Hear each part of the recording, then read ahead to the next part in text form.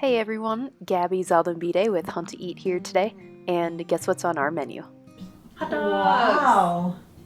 We're making 5 pounds of homemade venison hot dogs with LEM's Big Bite 10-pound dual gear sausage stuffer.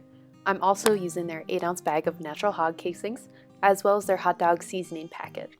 Before this, I had never made case sausage before, so I also snagged a copy of their home sausage making cookbook for some cooking tips. First, soak the hog casings in water to rehydrate them for 30 minutes. Next, mix the hot dog seasoning in the water according to the package's directions. After it's totally mixed, add it to 5 pounds of double ground venison with 20% pork fat. You can see how I made that mixture in the video linked in the description. Just be sure to grind it twice instead of once.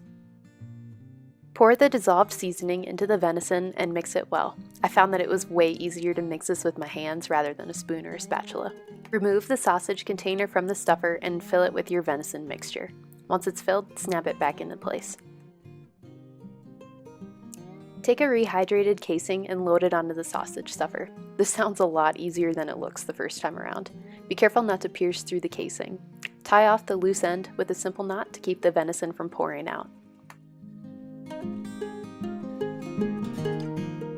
Slowly turn the handle on the stuffer to fill the casings with your hot dog mixture. Try to keep the air bubbles to a minimum and the venison spread evenly throughout the casing. Again, this can be easier said than done. It took me a while to get it nailed down. Continue until you run out of casing. And once you've reached the end, tie off the other end of the casing and voila! You will have a link of hot dogs.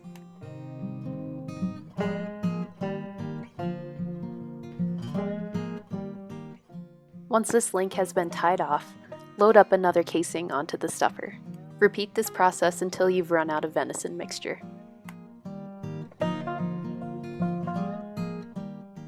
For 5 pounds, I went through about 6 casings. I still have a lot of casings left over.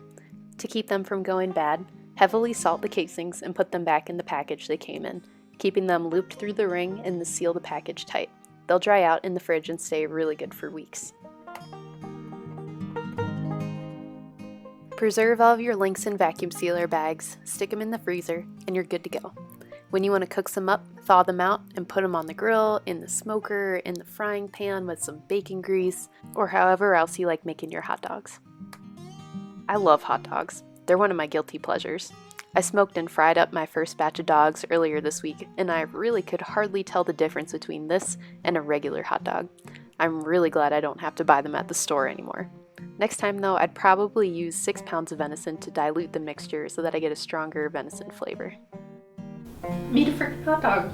That's so cool. Man,